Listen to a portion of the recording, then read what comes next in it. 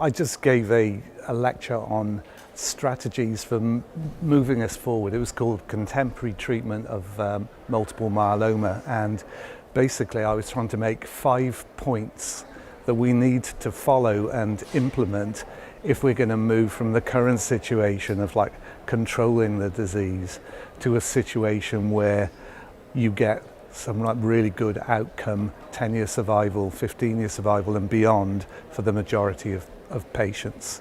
So the first point was around really trying to understand the biology of myeloma and how it comes to be with this myeloma cells in the middle of this complex interaction between the bone-forming cells, the microenvironment and the immune system. And some of the drugs we have can address all of those like interactions. So the IMiD drugs specifically target myeloma, target something called cereblon, and have 2 effects. They kill the myeloma cells and enhance the immune system. So it's those two, the interplay of those 2 factors that make a difference.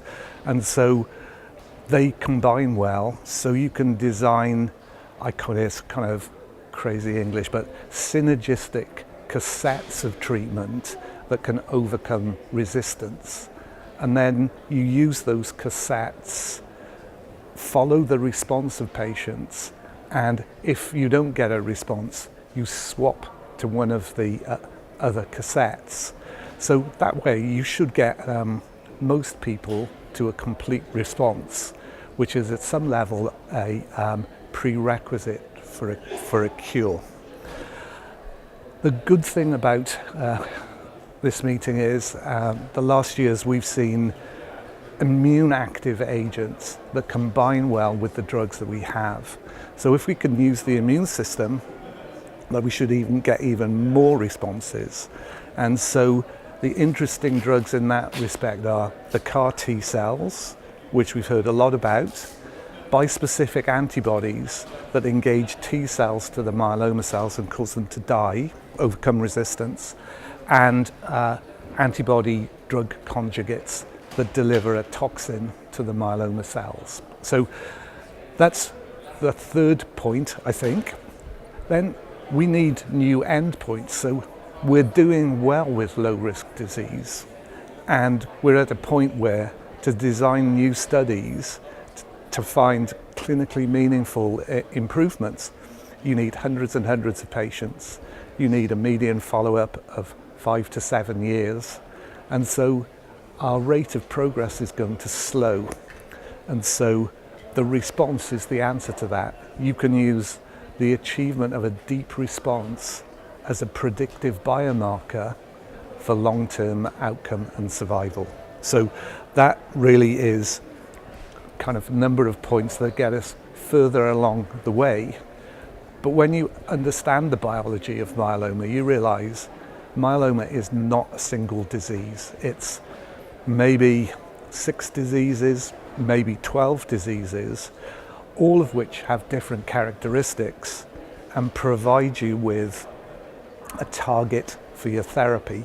So the idea is you design diagnostics to identify the subsets, and then you design treatment strategies against those subsets. So the best example is high-risk disease. It's a really poor outcome. Nobody's trying to improve the outcome for that.